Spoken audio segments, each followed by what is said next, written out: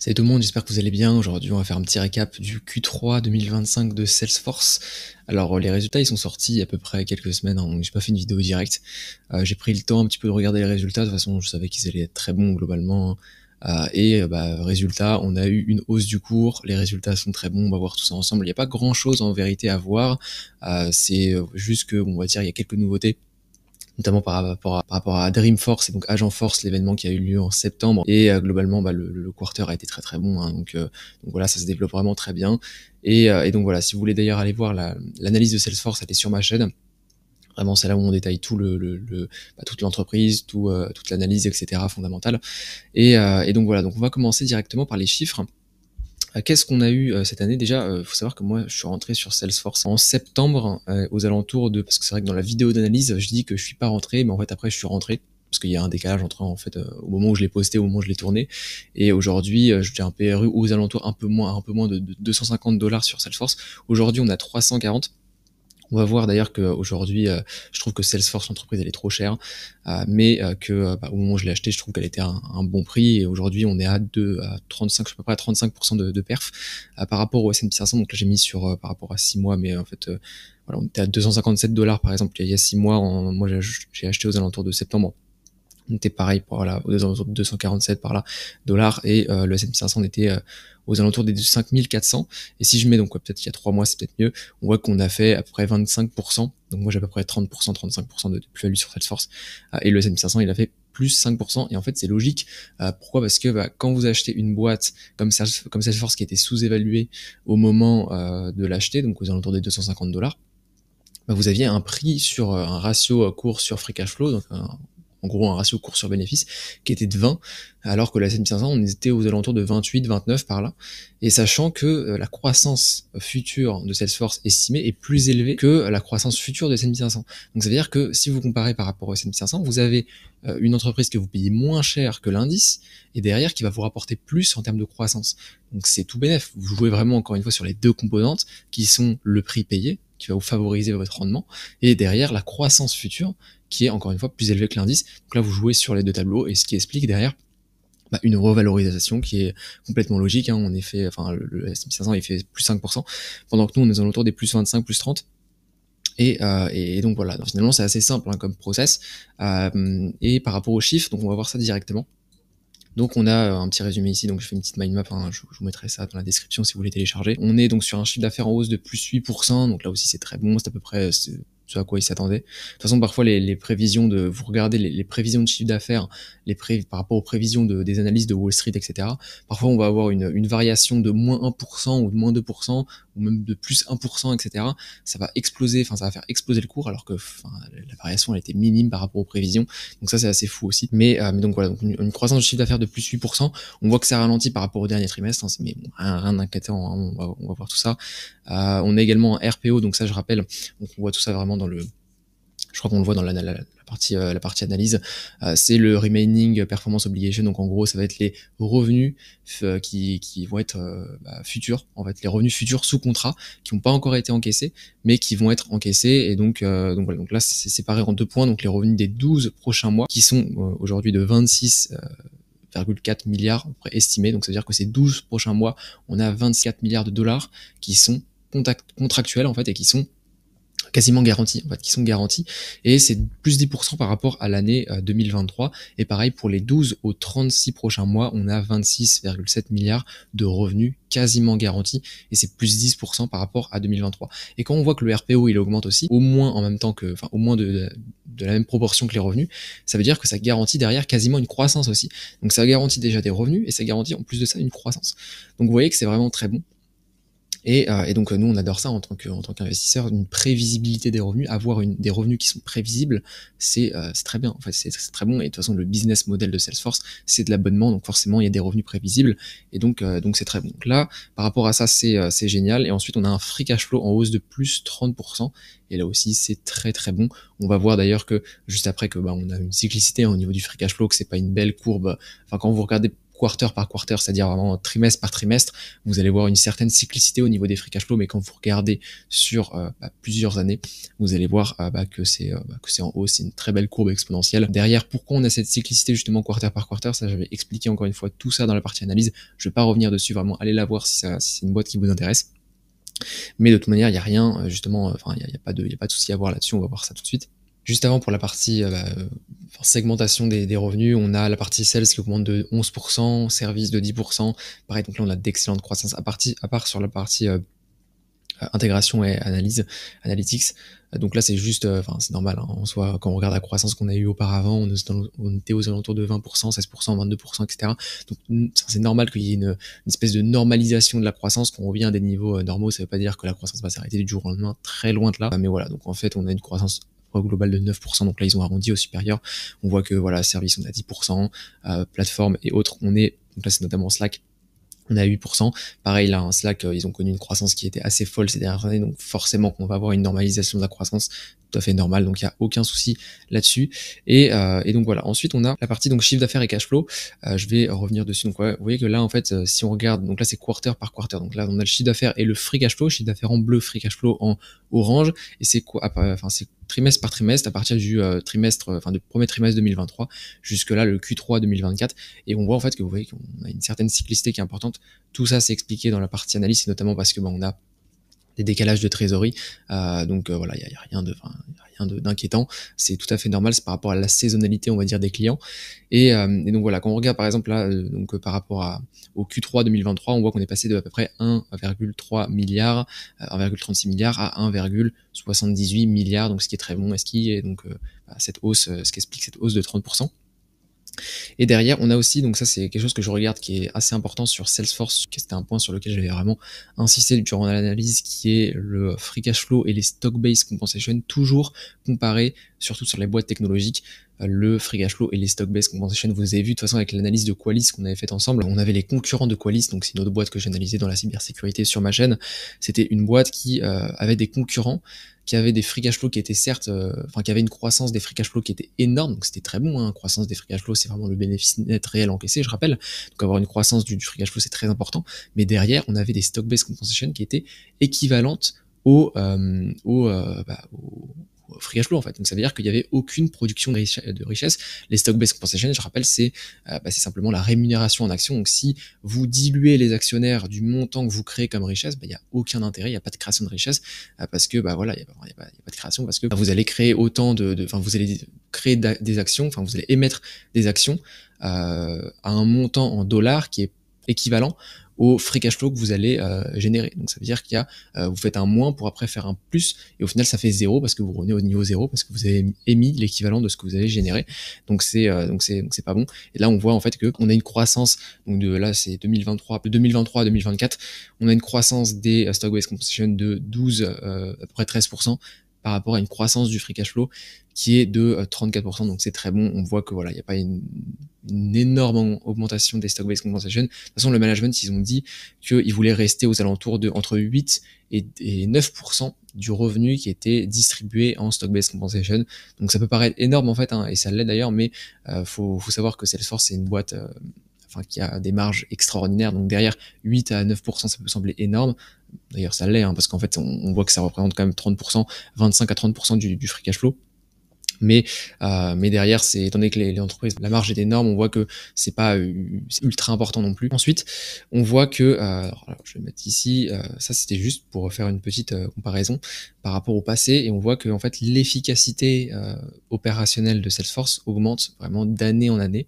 On voit que la marge opérationnelle augmente, et donc ça c'est voilà, aujourd'hui on a atteint une marge opérationnelle en donc LTM juste, et en gros on est sur 31,9% de marge opérationnelle, et donc voilà, donc ça c'est vraiment c'est vraiment très bon, et ça compte, enfin le management a dit que ça allait rester, hein, c'était quelque chose qui allait rester, qu'ils allaient continuer d'essayer de au moins rester à ce niveau là, et on voit qu'on a doublé nos marges depuis 2016, donc on voit vraiment l'efficience Alors, il faut savoir que je crois qu'ils ont légèrement réduit les stock-based compensation, et d'ailleurs, il faut savoir que les marges, dans le calcul de la marge opérationnelle, ils prennent en compte les stock-based compensation. Donc, ils ont juste à réduire les stock-based compensation pour que la marge augmente. Donc, c'est pour ça que voilà, faut bien regarder tout ça, mais de manière générale, on voit que c'est quand même une augmentation de l'efficacité opérationnelle. Et à côté de ça, on voit ce qui est important, ce qu'on appelle le cash conversion. Donc en gros, c'est le cash flow opérationnel de l'entreprise, de Salesforce, dans les tableaux des flux de trésorerie, donc le cash qu'elle va recevoir, moins divisé par non, pardon, je vais revenir là-dessus, c'est le free cash flow divisé par le comment dire le cash flow opérationnel. Donc en gros le free cash flow divisé par cash flow opérationnel, voilà, en plus c'est marqué ici. Donc FCF divisé par OCF, ça fait donc free cash flow divisé par cash flow opérationnel. On voit qu'on est en augmentation, donc là c'est la courbe bleue juste ici. On voit qu'on est en augmentation, ça veut dire que en gros la proportion du cash flow opérationnel qui est converti en free cash flow. Je rappelle, le free cash flow, ce sont les cash flows opérationnels moins les dépenses d'investissement qu'on a, qui sont nécessaires finalement au renouvellement des actifs, etc. Ce genre de choses, on voit qu'il augmente, ce ratio augmente. Donc ça veut dire que l'entreprise a de moins en moins besoin de réinvestir. Alors, à savoir que c'est sans les acquisitions. Donc ça veut dire qu'on compte pas tout ce qui est acquisition, par exemple l'acquisition de Slack, ce genre de choses. On le compte pas. Là, c'est vraiment juste les dépenses d'investissement nécessaires au maintien. Vraiment, toute entreprise a besoin de dépenses en investissement. Une fois que l'entreprise génère des bénéfices, c'est très bien. D'ailleurs, j'ai fait une vidéo là-dessus. Je vous conseille vraiment d'aller la voir si vous comprenez pas grand chose à ça.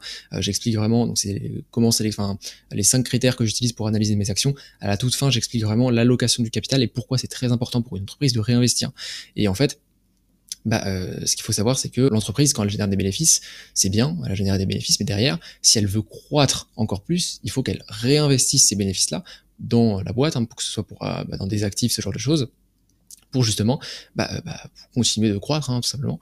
Et Salesforce, on voit qu'elle a de moins en moins besoin de réinvestir, et on voit que du moins une partie de son cash flow nécessaire au maintien de l'activité opérationnelle. C'est-à-dire que pour maintenir son activité opérationnelle, Salesforce a moins besoin de réinvestir qu'avant.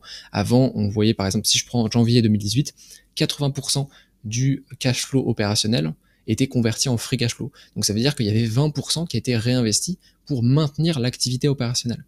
Mais aujourd'hui, on a 95%. Ça veut dire qu'il y a seulement 5% des cash flows qui sont utilisés, qui sont nécessaires au réinvestissement pour maintenir l'activité opérationnelle. Donc c'est pas pour faire croître l'activité, mais c'est pour maintenir l'activité opérationnelle. Pour ce qui est de croître l'activité, faire croître l'activité, ils font ça par acquisition, notamment l'acquisition de tableaux, l'acquisition de Slack, ce genre de choses. C'est pour ça que là, ça prend pas en compte les acquisitions. Mais tout ça pour montrer que c'est simplement une augmentation. On voit vraiment très clairement l'augmentation de l'efficacité et l'efficience opérationnelle de Salesforce. Donc là, c'est vraiment très bon. Et d'ailleurs, je m'aperçois que je me suis trompé, c'est pas la marge opérationnelle, c'est la marge free cash flow. Donc pour ce qui est des barres en bleu ici, c'est la marge du free cash flow. Donc voilà.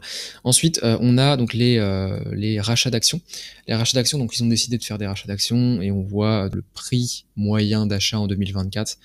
Donc ça c'est intéressant qu'ils mettent le prix. On voit que par exemple en avril on était à peu près sur 200 de avril à juillet, du coup on était à peu près à 246 $, et de juillet à octobre, fin octobre, on était à peu près à 257 $. Prix qui sont selon moi très bons. On est aujourd'hui on est à 340 $. De toute façon on va le voir juste après sur la valorisation, même s'il n'y a pas grand chose qui a changé. Personnellement je trouve que la fair value, donc la valeur intrinsèque de Salesforce, elle est aux alentours de 300 $. C'est-à-dire qu'aujourd'hui je trouve que c'est vraiment trop cher. On est à 340, donc j'achèterai jamais vraiment, jamais j'achèterai à ce prix.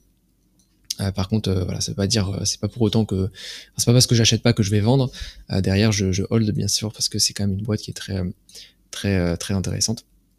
Ensuite, je voulais faire un point sur les revenus non reconnus, ce qu'on appelle, ça va être en gros les revenus qui sont pas reconnus comme des revenus en fait. Donc en gros, ça va être le cash qui va être encaissé, ça va être des revenus différés. En fait, ça va être très simplement, ça va être des revenus différés. Ça veut dire que, je l'ai mis juste ici, ce sont en fait les revenus qui ont été encaissés par avance par l'entreprise, mais dont les produits et services n'ont pas encore été fournis. Et donc ça peut être par exemple des contrats avec Salesforce, ça va être des contrats par exemple sur plusieurs mois. Ce genre de choses, on va avoir des revenus du cash qui va être encaissé, mais qui va pas encore être considéré comme des revenus parce que les produits et services n'ont pas encore été livrés. Donc à l'instant T, je l'ai mis ici, 100% de l'argent reçu n'est pas considéré comme des revenus, mais ils sont bel et bien encaissés. Donc ça veut dire qu'on n'a pas, dans votre chiffre d'affaires, vous n'allez pas comptabiliser ça, mais derrière, dans le cash flow, vous allez le comptabiliser. Alors, vous allez le recevoir parce que vous l'avez reçu en termes de trésorerie. C'est arrivé sur votre compte, quoi. Donc on est obligé de le mettre. Mais par contre, dans les revenus, non, parce que c'est comptable. C'est pour ça que c'est vraiment important de faire la différence entre le comptable, en gros, et derrière le cash flow. Et en fait, plus on avance dans le temps, donc voilà, j'ai mis juste ici, plus on avance dans le temps, plus cet argent va être considéré comme des revenus et sera donc enlevé dans les tableaux de flux de trésorerie car ils ont déjà été encaissés. Ce qui explique juste ici, alors si je prends voilà unearned revenu ici, on voit en fait par exemple que sur les 3 mois enfin le Q3 2024, on a un négatif de 1,7 milliard. Pourquoi? Parce que en fait, on les a déjà reçus. En fait, on a déjà reçu cet argent-là. On l'a reçu, je sais pas, par exemple 3 mois avant ou 6 mois avant, j'en sais rien. Et on l'a déjà, on l'avait pas comptabilisé dans les revenus, mais on l'avait comptabilisé dans nos flux de trésorerie. Par contre, aujourd'hui, ils le comptabilisent dans les revenus. Donc parce que ils n'étaient pas comptabilisés avant, donc ils le comptabilisent aujourd'hui, ce quarter-là, donc ce trimestre-là. Mais derrière, comme on a déjà encaissé l'argent, ça sert à rien qu'on va pas le re-encaisser, quoi. Donc on l'enlève dans les tableaux des flux de trésorerie. En fait, c'est juste, pour faire très simple, c'est juste un décalage de trésorerie. Ce qui est encaissé aujourd'hui ne l'était pas avant, ce qui était encaissé avant ne l'est pas aujourd'hui, donc on ajuste en fait avec un plus ou un moins. C'est aussi simple que ça. Et donc voilà. Donc c'est pour ça en fait que parfois on va avoir des cyclicités, enfin une cyclicité au niveau du chiffre d'affaires, pas au niveau du chiffre d'affaires, mais au niveau du free cash flow de Salesforce, parce que en fonction de la saisonnalité des clients, etc., quand est-ce qu'ils payent, quand est-ce que les créances sont payées, ce genre de choses, on va avoir une cyclicité. Et donc par exemple là on voit que c'est le Q1 où où Salesforce reçoit le plus de paiements, et au contraire c'est le Q2, durant le Q2 où on reçoit le moins de paiements. Donc c'est pas grave, c'est normal, c'est juste que c'est la saisonnalité des clients. Donc maintenant je reviens rapidement sur la partie conférence call. Donc donc là aussi il y a pas mal de choses, enfin il y a eu quelques trucs intéressants qui ont été dit. Globalement j'ai résumé 2 points intéressants qui ont été dit. C'est un point, vraiment le point global, c'est Agent Force. Agent Force, ça va être finalement, c'est là vraiment le management est très optimiste pour l'avenir, etc. Donc c'est en gros, aujourd'hui, si on prend l'intelligence artificielle, si on prend ChatGPT, si on prend Copilot, etc., si on prend tout, en fait, tous les chatbots, ce sont justement des... Enfin, c'est de l'IA dans le sens où ce sont des chatbots. En fait, ce sont des chatbots dans le sens où c'est vous qui écrivez un message, vous demandez une requête, vous le liez à je sais pas quel API, j'en sais rien, et vous pouvez demander des requêtes. Donc c'est génial, c'est très bien. Ça reste des chatbots, en fait. Ça reste des chatbots. Et aujourd'hui, ce que veut faire Salesforce, et ce que commencent d'ailleurs à faire toutes les entreprises dans l'IA, hein, c'est le cas aussi des autres, des GAFAM, etc., ce sont ce qu'on appelle les agents. Donc ça va être, et en fait Salesforce appelle ça Agent Force pour sa solution. C'est en gros des agents qui vont être indépendants, en fait. C'est-à-dire qu'ils vont être beaucoup plus indépendants que les chatbots. C'est-à-dire qu'ils vont pas attendre que vous leur donniez des requêtes, ce genre de choses. Ils vont prendre leurs responsabilités, ils vont prendre des responsabilités. Ce qui fait que ça peut permettre d'augmenter l'efficacité opérationnelle. Encore une fois, tout est une question d'efficience, d'efficacité opérationnelle de plein de boîtes et de plein de clients de Salesforce. On a un exemple qui a été donné ici avec Vivint Smart Home, qui est en gros un des clients de Salesforce et qui est un fournisseur de solutions de sécurité pour les maisons. Donc c'est ce genre de choses, hein, c'est ce genre de trucs. Vous avez des caméras, vous pouvez acheter un packaging, vous avez des caméras, des alarmes, ce genre de choses. Et en fait, j'ai résumé le truc en deux points. Donc le problème qui est finalement que dans ce genre de solution, on a énormément d'appels de support et un taux de roulement qui est énorme pour leurs employés, parce que forcément, quand on a des milliers de clients, quand on a des centaines de milliers de clients comme Vivint Smart Home, forcément que derrière, on va avoir en fait un besoin de support en termes d'humains qui va être énorme. Derrière, on va avoir besoin d'énormément d'humains pour gérer tout ça, et donc ça devient vraiment ingérable, sachant que l'humain derrière, il est disponible que 8 heures sur 24. Il y a comment dire, il doit se souvenir, par exemple, si un client, je sais pas, il est là depuis 10 ans, l'humain, il peut pas différencier le client qui est là depuis 10 ans que le client qui est là depuis, je sais pas, 6 mois, par exemple. Donc, en fait, quand, par exemple, on a un appel, quand il y a quelqu'un, un client de Vivint Smart Home qui va appeler le support, derrière l'humain, il connaît rien sur la personne, c'est pas personnalisé, il va répondre de manière généraliste, alors que l'agent, lui, on peut le lier justement au cloud de toutes les datas sur les clients de Vivint Smart Home, ce qui fait que l'agent, lui, va directement pouvoir faire le lien entre, par exemple, je sais pas, si le client il est là depuis 10 ans, il va pouvoir donner des solutions personnalisées, des réponses plutôt personnalisées. S'il a déjà eu des problèmes auparavant, bah, il va pareil pouvoir dire ok bon vous avez fait comme ça pour résoudre votre problème, bah, on va faire comme ça aujourd'hui pour résoudre. En fait vous voyez que c'est beaucoup plus personnalisé parce que bah, déjà la solution elle est disponible 24/24 et en plus bah, l'agent il est directement relié à la database, donc à la base de données de Salesforce et donc de la base de clients de Vivint Smart Home, ce qui permet en gros, de réduire fortement les coûts. On voit que, en fait, le problème, c'est justement ça, hein, c'est que ça engage beaucoup plus de coûts parce que les employés, il faut les payer. Enfin, ça engage, c'est très peu scalable parce que plus on a de clients, plus on doit avoir d'humains dans le support qui doit gérer les clients. Donc forcément, ça engage beaucoup plus de coûts, donc des marges qui sont faibles, une perte de temps à former les gens. Ça, c'est tout con, hein, mais faut former les gens, donc faut les passer du temps avec eux, faut donner de l'énergie. C'est forcément, donc il y a une perte de focus et une perte de productivité qui est derrière. Et étant donné que le taux de roulement il est élevé, c'est-à-dire que derrière, vous allez devoir, imaginons qu'il y a un employé qui part, vous devez le payer en plus, vous devez le payer, ensuite vous devez recruter quelqu'un d'autre, donc encore une fois, perte de temps, perte d'énergie, donc ouais, c'est vraiment une galère, ce qui fait que ce business est très peu scalable, et la solution, alors ça résout pas tout le problème, évidemment de scalabilité du business, mais derrière, ça permet vraiment d'augmenter cette efficience, cette efficacité opérationnelle, et donc voilà, donc la solution c'est quoi? C'est grâce à Agentforce, Vivint a créé une équipe de support numérique capable de fournir un support autonome via leur application, leur site web et de résoudre une grande variété de problèmes sur tous les points de contact client. Donc encore une fois, efficacité, efficience opérationnelle, gain d'efficience, donc gain d'argent, gain de productivité et gain de temps. Donc voilà, donc c'est très bon. Et derrière aussi, ça peut mener sur des upsells. Des upsells, en gros, ça va être le fait de, par exemple, aujourd'hui, Salesforce, ils ont plein de produits, enfin, ils ont plein de services. Si par exemple, Vivint, ils sont positionnés sur une partie du service de Salesforce, bah derrière, étant donné que Salesforce a tout plein d'intégrations, bah, ils peuvent faire profiter de toutes leurs intégrations, tous leurs services qui sont à côté, qui sont connexes pour upsell, on va dire, pour upsell Vivint. Donc Vivint achète plus de services de Salesforce, et comme ça permet d'augmenter les revenus, hein, tout simplement. Et c'est ce que dit Marc Benioff, donc le fondateur et CEO de Salesforce. De plus, Vivint prévoit d'utiliser Agentforce pour automatiser davantage la planification des techniciens, les demandes de paiement, les résolutions proactives des problèmes et l'utilisation de la télémétrie des appareils, car Agentforce s'intègre à toute la gamme de produits Salesforce. Et ça qui est très fort, hein, c'est que finalement Agentforce, c'est très fort.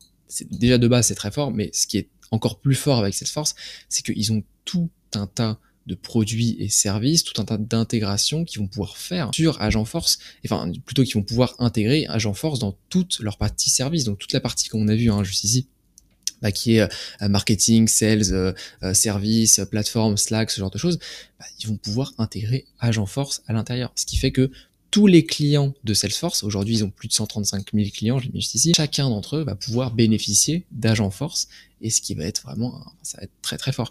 Donc c'est pour ça que c'est très intéressant de se positionner sur des boîtes, notamment quand vous êtes sur des large caps, d'avoir des boîtes qui ont tout un tas d'intégrations à droite à gauche, qui permettent de faire justement des upsells pour les clients, et c'est le cas de Salesforce. C'est également le cas par exemple pour MSCI aussi, qu'on a analysé ensemble. C'est également le cas, c'est pas trop le cas pour Qualys par exemple, parce que Qualys ils ont qu'un service, donc vous voyez que c'est pas vraiment la même chose.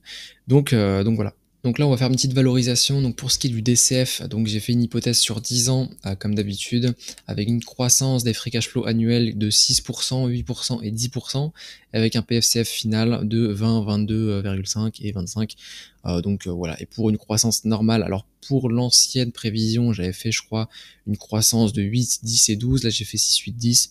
Donc bon, voilà, ça revient quasiment au même. En tout cas, pour ce qui est d'un prix aujourd'hui, la valeur intrinsèque serait aux alentours de 294 $ si on se met par exemple sur un rendement de 12% par an, et qu'on souhaite qu'on estime une croissance de 8% par an du free cash flow.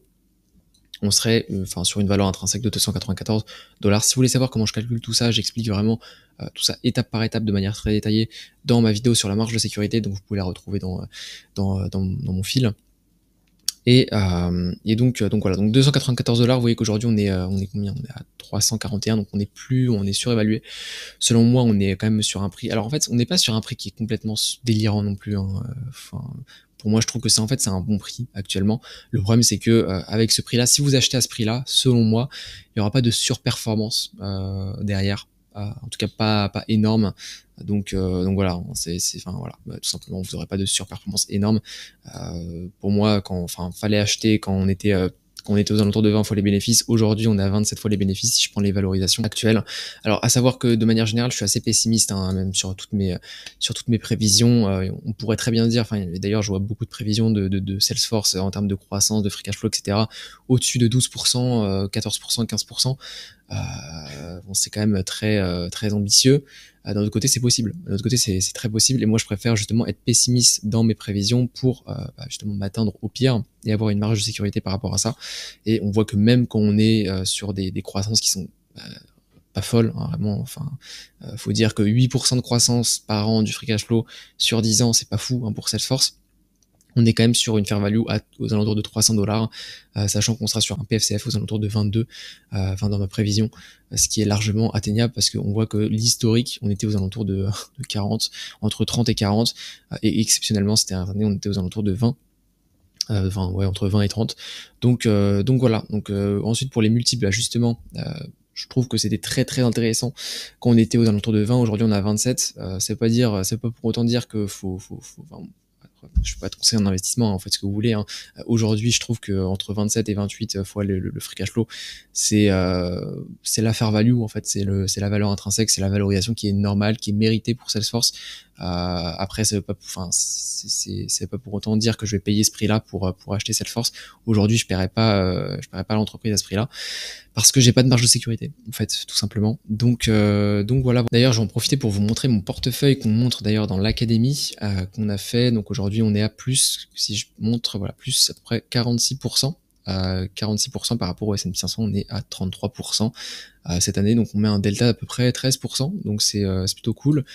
Donc voilà, donc en fait d'ailleurs ça me permet de faire la transition parfaite. Si vous souhaitez vous faire justement accompagner dans la création de votre portefeuille, dans l'optimisation de votre rendement, de votre stock picking, etc., ce genre de choses, alors c'est de l'investissement long terme, hein, pas de trading encore une fois. Nous on peut vous accompagner au sein de l'académie. Donc aujourd'hui voilà, c'est vraiment, de toute façon j'ai fait une vidéo récemment pour expliquer ça.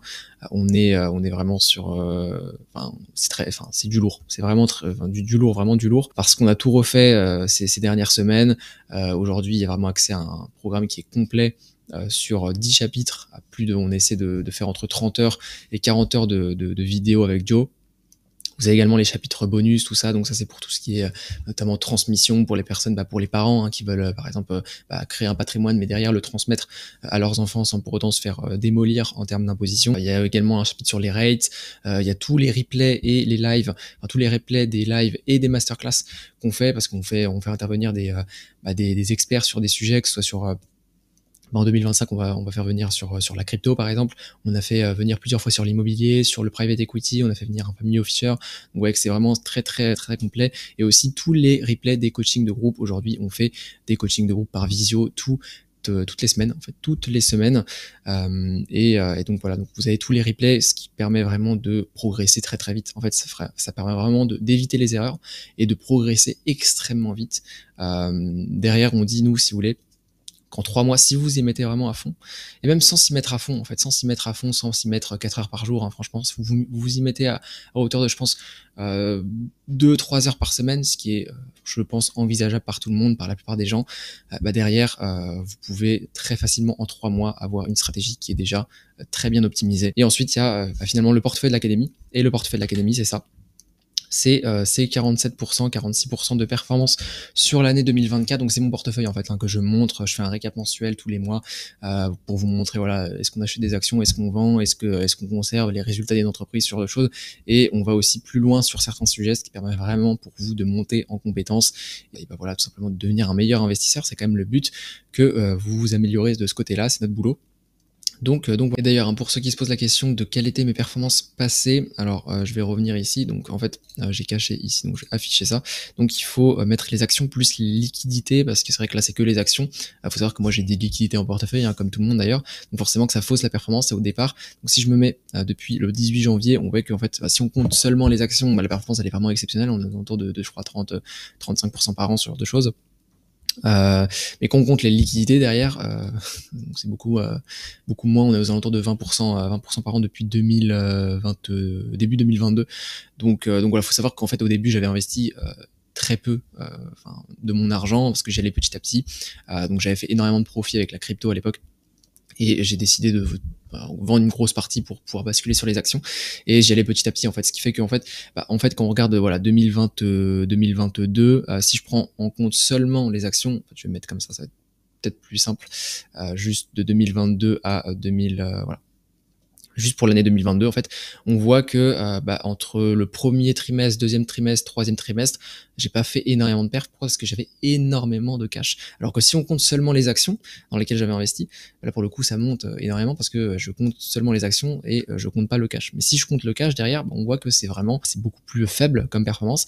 Et c'est là en fait où j'ai effectué mon delta qui est ultra important. C'est-à-dire que quand on compte, c'est-à-dire que les 160% de performance ici, c'est la résultante tac, je vais revenir sur, c'était ici, voilà. C'est la résultante du fait que j'avais investi, que j'ai fait un delta qui était que j'ai pas chuté en fait quand le S&P 500 a chuté. Et c'est ça qui est très important en bourse. Si vous voulez surperformer le marché, il faut pas essayer de faire mieux que le marché quand lui il performe bien, mais il faut essayer de faire moins pire quand lui il chute. Parce que si vous arrivez à faire 0% quand le S&P fait moins 50%, derrière, vous n'avez pas un delta de moins 50, vous n'avez pas un delta de 50%, vous avez un delta de 100%. Pourquoi? Parce que pour revenir au niveau 0, quand vous avez fait moins 50%, vous devez faire plus 100%. Donc en fait, le delta, c'est très important de comprendre que c'est plus intéressant d'essayer de faire moins pire que le marché quand lui il chute, plutôt que d'essayer de faire mieux quand lui il monte. Donc ça c'est très important, et c'est ce qui a créé derrière le delta qui est énorme en fait de TAC. Je pense depuis janvier 2022. Voilà, il faut savoir aussi que c'est pas représentatif parce que déjà j'ai eu énormément de chance, parce que forcément quand on arrive sur une année et je suis arrivé sur l'année où le S&P 500 a chuté de moins 15%. Forcément déjà ça arrive une année sur 10, et en plus de ça, j'étais investi sur des actions qui étaient donc des small cap et qui ont très bien performé, qui ont cette année-là, et qui n'ont pas connu, on va dire, la baisse parce que c'était des actions en Chine, etc. Donc voilà, bref. En tout cas, on vous montre tout ça justement dans le portefeuille de l'académie. Donc si ça vous intéresse, vous pouvez réserver un call, je vous mettrai un lien dans la description. Vous pourrez réserver un appel, on prend vraiment le temps, 40 à 45 minutes, pour faire un audit de votre situation, pour voir si on est capable de vous accompagner et que vous correspondez tout simplement au profil qu'on a accompagné. Donc voilà, je vous laisse là-dessus et puis on se dit ciao.